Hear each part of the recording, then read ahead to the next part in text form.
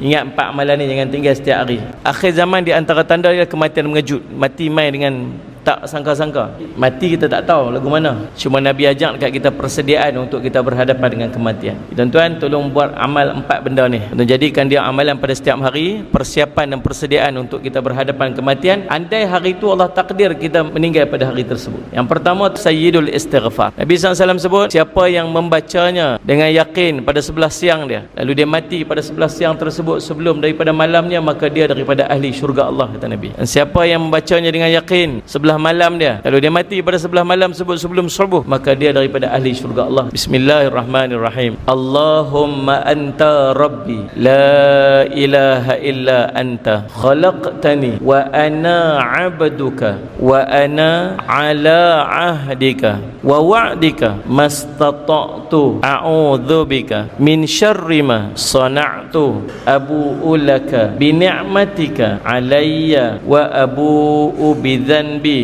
faghfir li fa innahu la yaghfirudz dzunuba illa anta. Kita baca sebelah pagi untuk cover sebelah siang tu, baca sebelah malam untuk cover sebelah malam sampai subuh tu, insya-Allah.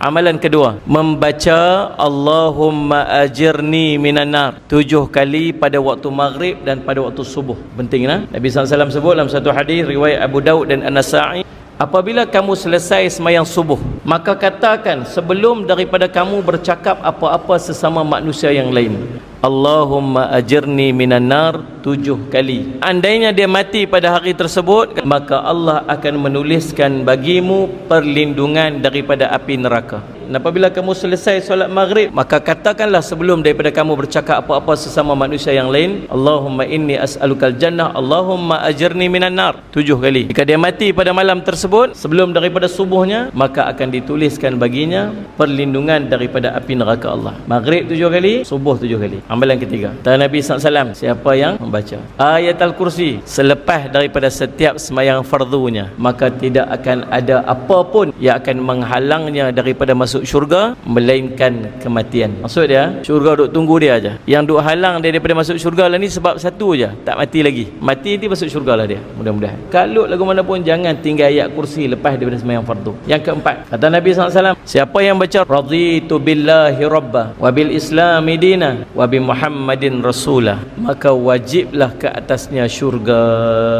Ingat 4 amalan ni, jangan tinggal setiap hari. Nak mudah tuan-tuan buat, lepas sembahyang subuh tuan-tuan buat 4-4 ni siap-siap.